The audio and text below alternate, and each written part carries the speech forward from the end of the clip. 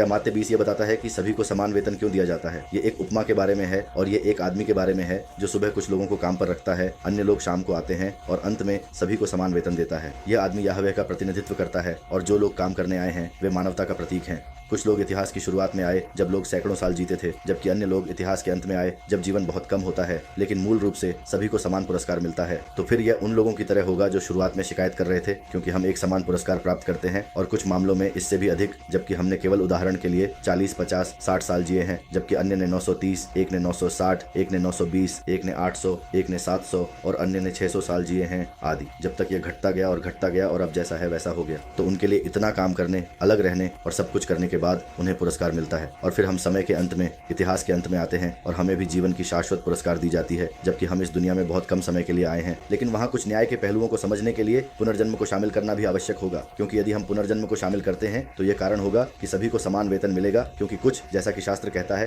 पहले अंतिम होंगे और अंतिम पहले। क्या मुझे ये पूछना चाहिए कि सभी को समान वेतन क्यों?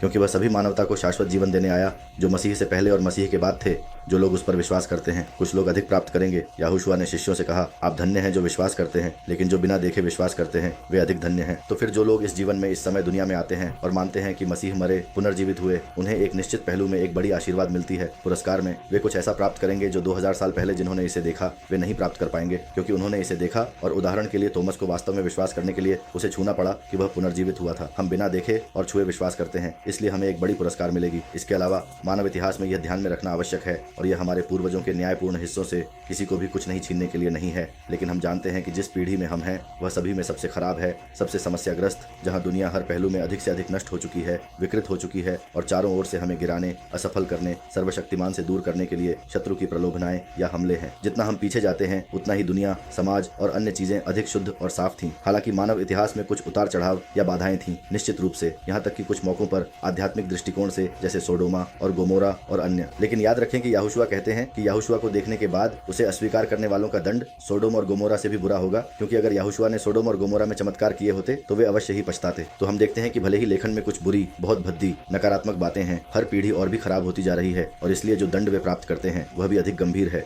इसी तरह जब कोई व्यक्ति दुनिया की आध्यात्मिक गंदगी के बावजूद अलग रहता है तो उसकी पुरस्कार अधिक होनी चाहिए, लेकिन याहवेह इसे इस तथ्य के साथ संतुलित करता है कि उन्होंने कई साल अधिक जिए, वे आधार बन गए और एक ऐसे दुनिया में कई अन्य चीजें बन गए जो आज के मुकाबले आध्यात्मिक रूप से थोड़ी अधिक साफ थीं।